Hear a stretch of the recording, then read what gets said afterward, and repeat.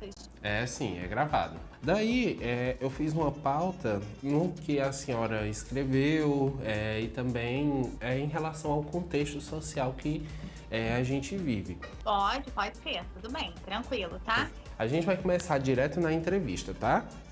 Tudo bem. Deixa eu descer meu espírito de apresentador.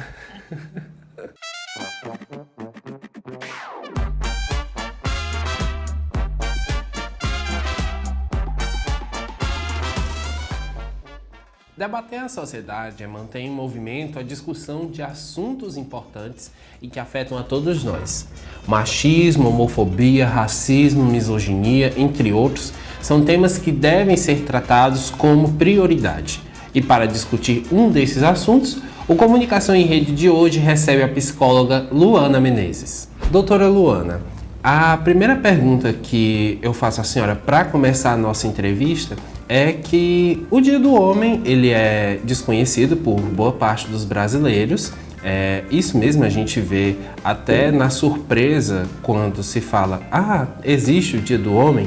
Então, nesse sentido, para que seria o Dia do Homem e o que é o Dia do Homem?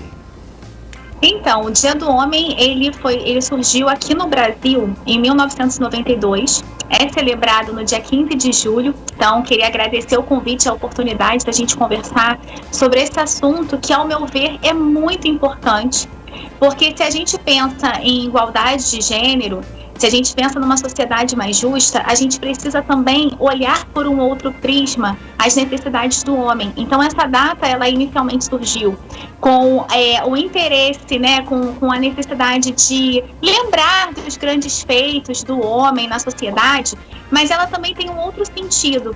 Ela visa conscientizar a população, principalmente masculina, da importância do cuidado com a saúde física e mental, porque os dados mostram que os homens são os que menos se cuidam fisicamente e até mesmo emocionalmente. Então, a gente precisa de campanhas de conscientização para a saúde deles, e a gente percebe também que eles sofrem com a opressão da cultura machista, que faz com que eles, ao longo do tempo, né, faz com que eles vão perdendo essa sensibilidade que é humana. Então, aquelas frases, né, homem não pode chorar, engole o choro, você tem que ser forte, protetor, provedor da sua família. Então, isso vai criando uma casca muito forte, fazendo com que esse homem sofra. E, por isso, os dados associados a envolvimento com drogas, na maior parte são homens, a violência na cultura masculina. Então, 91% dos homens morrem por homicídio. Comparado à mulher, essa taxa é mínima, né, em relação à taxa de homicídio. Mais homens se suicidam. Então, mais homens se envolvem com droga também. Então, isso tem a ver com uma cultura gerada que a gente precisa refletir para transformar. Feminicídio também tem taxas elevadas por conta dessa violência por parte do homem que se sente assim, na posse, né, dessa mulher. Então, isso tem uma questão histórica muito grande. O homem não nasce com essa tendência. Na verdade, ele é criado pela cultura dessa forma. Então, se a gente quer também combater esse tipo de violência, a gente precisa tratar desse homem. A gente precisa acolher, dar atenção a esse homem. Entendo. Então, pegando um gancho na sua fala em relação aos cuidados, quando se fala, por exemplo, Dia da Mulher, se pensa em algum presente, por exemplo, corriqueiramente se pensa em algum presente ou dá uma flor, como ocorre em diversos lugares, como algo mais simbólico.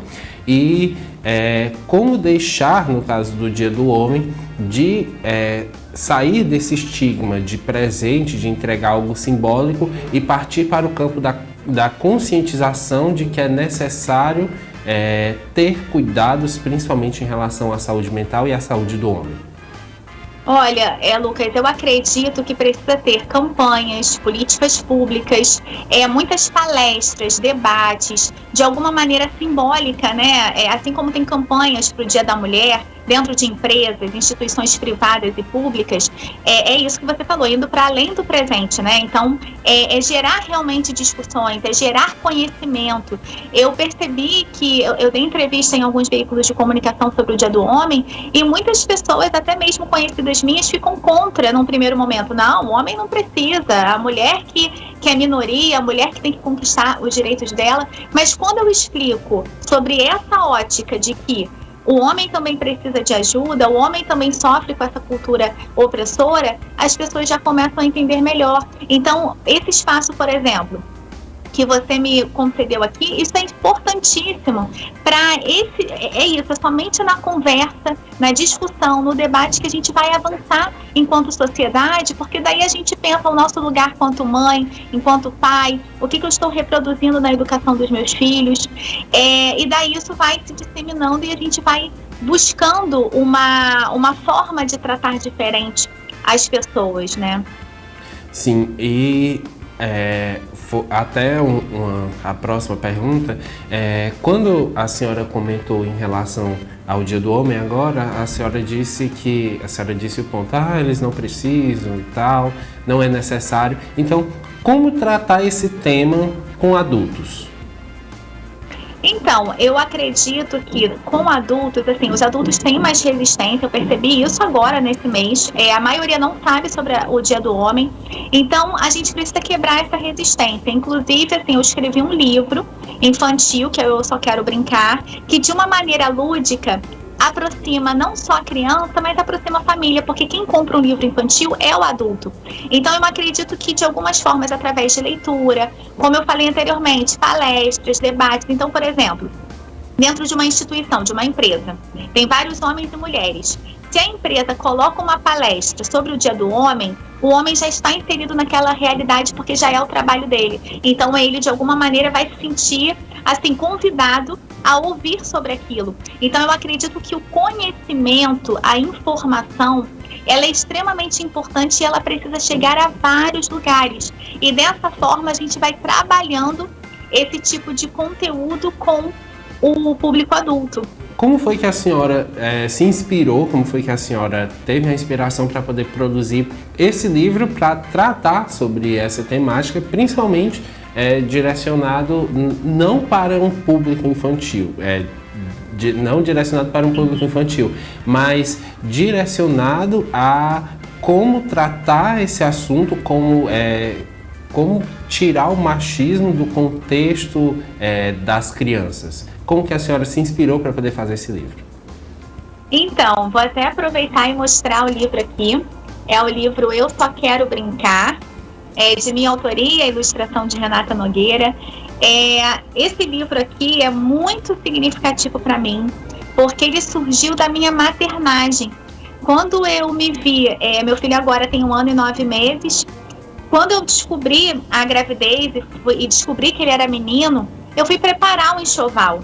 E daí eu percebi, tanto da mídia quanto das lojas, as opções para meninos estão muito ligadas assim, à rigidez, à racionalidade em relação à composição de cores, de objetos e decoração sempre envolvendo luta, sempre envolvendo objetos. Enquanto o mundo da menina é muito voltado para a sensibilidade, então a forma da decoração nas cores é uma coisa mais meiga, é uma coisa doce, é algo, por exemplo, trazendo flores, né, borboletas, e o do menino muito rígido. Então isso foi me chamando a atenção, isso foi me gerando um incômodo, e eu fui lendo a respeito sobre essa cultura machista, né, que o machismo está na estrutura da nossa sociedade. Eu fui, por exemplo, numa loja de brinquedos, e a parte de menina envolvendo bebê, bonecas, envolvendo roupa, ferro de passar roupa, tábua de passar roupa, tudo rosa, lilás. E vamos pensar, não cabe ao homem cuidar do seu próprio filho, se ele quiser um dia ser pai, não cabe ao homem cuidar de si mesmo, passar a sua roupa. Por que isso ainda está somente ligado à mulher, à menina? Então essa menina ela vai sendo preparada para ser mãe e o menino ele é preparado para guerrear, para brigar, para lutar, porque é isso que você mais vê na parte dos meninos. Então, esse problema também de relacionamento que é gerado entre homens e mulheres é também por conta disso, da forma como cada um é criado de uma maneira tão diferente, tão distante. Então, eu fui lendo sobre isso, e daí a história do Eu Só Quero Brincar, ela apenas surgiu, e é uma história em que o menino tá brincando com a menina, tá brincando ali de casinha, de boneca, e o pai não suportou, né, ver essa cena e briga com o menino começa a chorar, ele fala pro menino que ele não pode chorar porque ele é menino. Então, uma série de questões pra gente refletir sobre essa geração, porque a criança mesmo, ela é livre de preconceitos e estereótipos. Pro menino ou pra menina, eles só querem brincar, eles não existe diferenciação na brincadeira do que é de menino ou que é de menina. Mas nós adultos, com os nossos preconceitos, com os nossos estereótipos, a gente vai colocando para a criança aquilo que a gente acha que deve ou não deve. Então, o livro trata desse assunto assim que ainda é um tabu, né? Que ainda é difícil conversar, mas de uma maneira lúdica. Ele tem bastante ilustração, ó, vou mostrar para vocês, olha. Então, ele é bem ilustrado, que é uma forma para atrair a criança, atrair o adulto, pessoas de várias idades, tá vendo? As letras são grandes, olha, o universo da brincadeira aqui, colocando que a possibilidade, né, do brincar, ela é vasta. E tem um desfecho bacana, que esse homem, esse pai, que está atravessado, todos nós estamos atravessados por essa cultura machista, ele reflete, ele apresenta a consciência através do momento que ele conversa com a esposa dele. Ele escuta a esposa e ele reflete que ele precisa mudar. Então, essa é a esperança. A gente não precisa se culpar por estar repetindo alguns padrões comportamentais, porque nos foi ensinado assim. Mas basta você ter a consciência. Se você tem a consciência de que você precisa mudar, é uma esperança que se aponta, porque você vai buscar formas diferentes de lidar com o mesmo assunto, né? E nesse sentido, principalmente do contexto mesmo que a senhora aborda no livro, no seu livro, como a família pode lidar no processo de formação para poder evitar com que esses estigmas machistas afetem no processo de formação dos filhos, tanto de meninas como de meninos? Então, o primeiro ponto, Lucas, é que a gente precisa se desconstruir, porque todos nós reproduzimos algum tipo de fala preconceituosa, machista, porque é uma cultura de milênios que nos atravessam. Então, a gente escutou isso da mídia, das propagandas, da família. Então, é um sistema muito forte. Mas eu percebo que essa geração atual, ela já reflete, os jovens hoje, os adolescentes, eles colocam para os pais, olha, isso aí é preconceito, isso aí não pode. Então, por que os adolescentes já estão assim? Porque eles estão refletindo, eles estão debatendo nas escolas. Então, eu acredito que a escola, ela precisa ter uma educação baseada na equidade de gênero. Isso ajuda, isso fomenta a discussão para que esses jovens também contribuem em casa. E os pais são esses atores principais, principalmente eles que estão cuidando de crianças, de formação de pensamento, eles precisam questionar de onde vem esses preconceitos, né? Esses tipos de pensamento. Poxa, eu acabei de falar que meu filho não pode chorar. Será que não pode mesmo? Por que eu estou falando isso? De onde vem isso? Eu acabei de brigar com a minha filha porque ela está jogando bola. Por que a minha filha não pode jogar bola? De onde isso vem? É porque eu fui proibida de jogar bola na minha infância? Mas será que isso é realmente uma questão que eu preciso proibir? Ela não pode ser livre para ter o esporte que ela quiser? Né? Então, é realmente cada ponto, cada fala, refletir de onde vem. Quando você quer colocar alguma limitação, principalmente ligado a esse estereótipo de gênero, né? Do que você espera que um menino faça, do que você espera que uma menina faça. Porque essa repressão, ela limita o desenvolvimento desse ser humano. Doutora, agora a gente vai para um breve intervalo, já a gente volta e aí eu vou fazer mais perguntas em relação a esse tema e a gente continua a debater sobre o assunto aqui no programa, tá bom?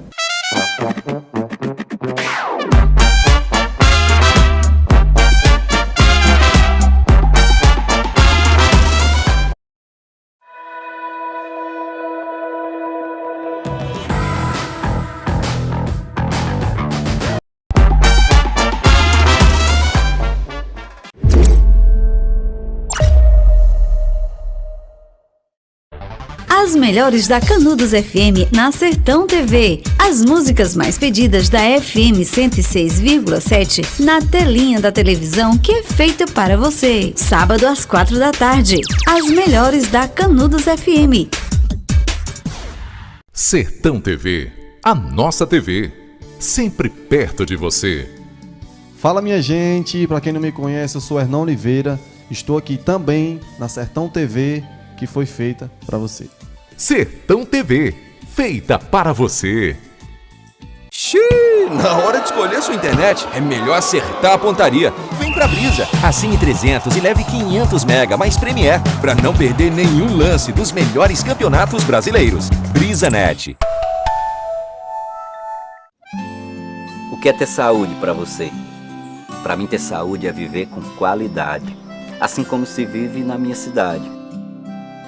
Ter saúde é viver no interior e em pequenas coisas reconhecer valor. Todo mundo tem dentro de si um lar. Corpo é casa que temos que cuidar. Unimed Ceará. Cuidar bem é cuidar do nosso interior. Sertão TV, feita para você.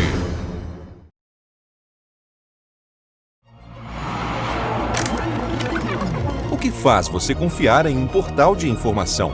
Que com dedicação e compromisso, com mental não ter possuído. Assiste.com.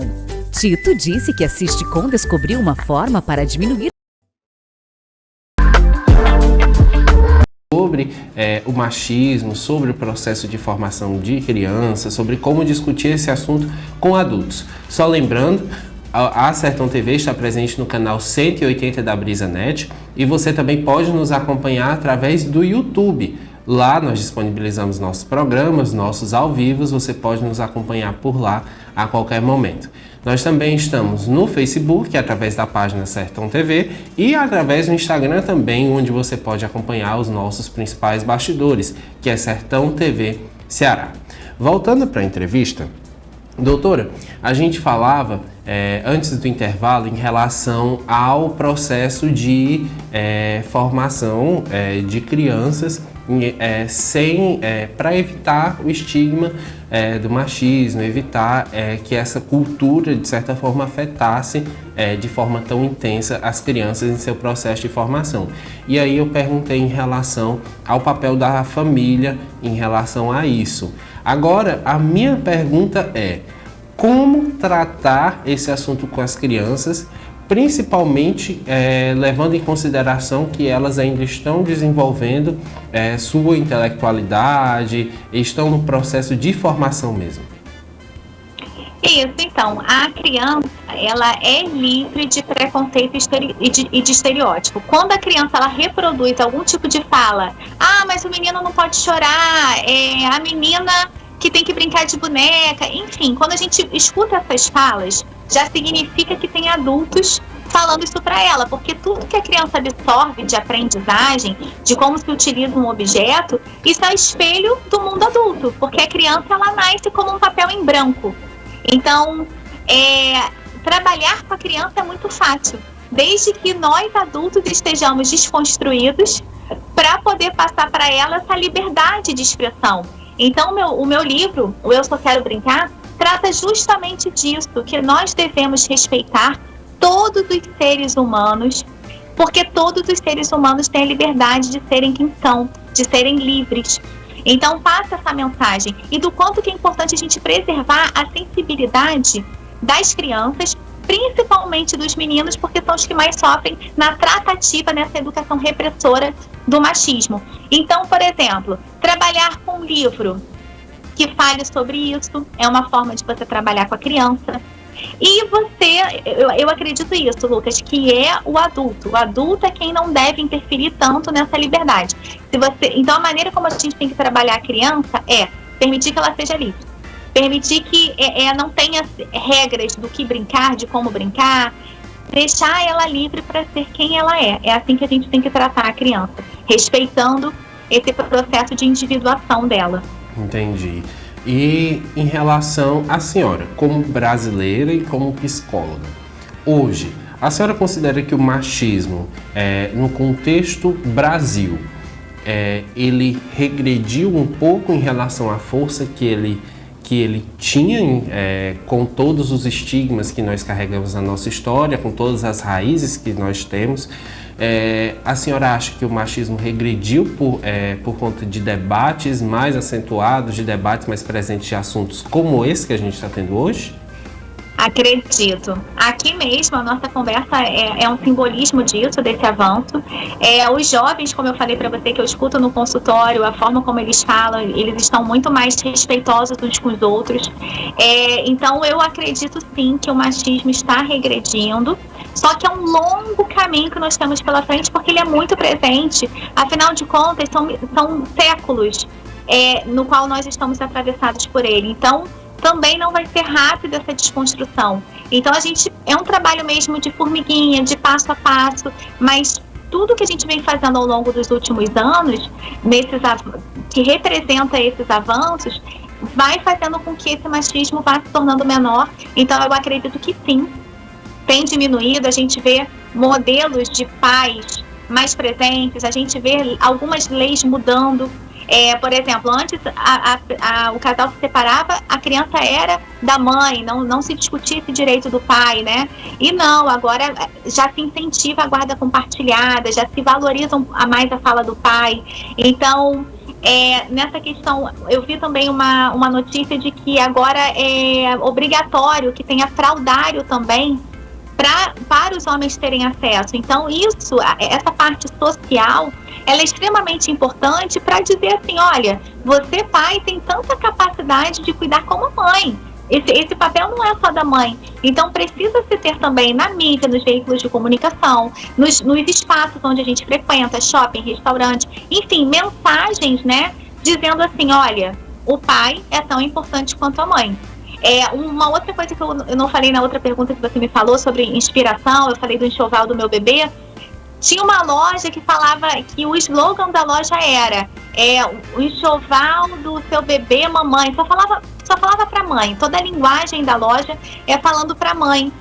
E daí eu questiono, esse lugar de comprar o enxoval do bebê, de comprar roupinha, de comprar o lençol, enfim, esse lugar também não é do pai? Então, tudo isso precisa ser transformado através desses espaços para que o homem se sinta acolhido, se sinta pertencente nesse lugar da afetividade e do cuidado. Entendi. Então, a partir disso tudo que a gente conversou até agora, uma palavra ou uma frase que resuma a sociedade brasileira ou que define a sociedade brasileira em todo esse contexto que a gente conversou e o porquê. Em progresso.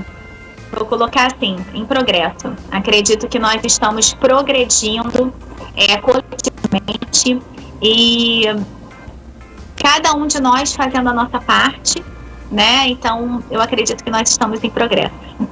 Por último, doutora, a pergunta não é nem uma pergunta. É uma pergunta e também uma deixa para que a senhora faça suas considerações, mas um desejo para o futuro, diante do nosso contexto social, e aqui eu deixo o espaço para que a senhora faça as suas considerações e o que a senhora mais tiver a falar para nós e para o nosso público. Então, Lucas, olha só, o meu livro, eu decidi fazer uma dedicatória bem simples, mas é o que eu quero passar e transmitir para as pessoas e para o mundo. Esse livro é dedicado a todos nós, seres humanos, que sentimos e merecemos a liberdade de nos expressar. Então, o que eu mais desejo é que as pessoas tenham a sua humanidade mais preservada, a sua sensibilidade e, consequentemente, se respeitem mais. Independente de gênero, raça, credo, religião, seja o que for, nós não precisamos amar aquilo que o outro faz, nós não precisamos amar aquilo que o outro é, mas nós precisamos respeitar. E eu acredito que o respeito vem de berço. Então a gente precisa estimular, incentivar que os seres humanos aceitem o outro como ele é. Então, se a gente conquistar isso, a gente vai ter uma sociedade muito melhor, com menos violência, menos guerras e mais amor e compreensão e crescimento na saúde mental, na forma de se relacionar, consequentemente um crescimento econômico, enfim, toda a sociedade se beneficia tendo mais respeito e cooperação uns com os outros. Doutora, aqui a gente encerra o programa, encerramos a nossa entrevista, consequentemente, e eu agradeço a senhora por ter aceitado o nosso convite, o convite da Sertão TV, e dizer que desejamos muito sucesso para a senhora e que a senhora continue debatendo esse tema tão importante e quem sabe em uma outra oportunidade a senhora possa estar aqui novamente na Sertão TV falando sobre esse assunto tão importante ou sobre outros assuntos que a senhora possa debater conosco, tá bom?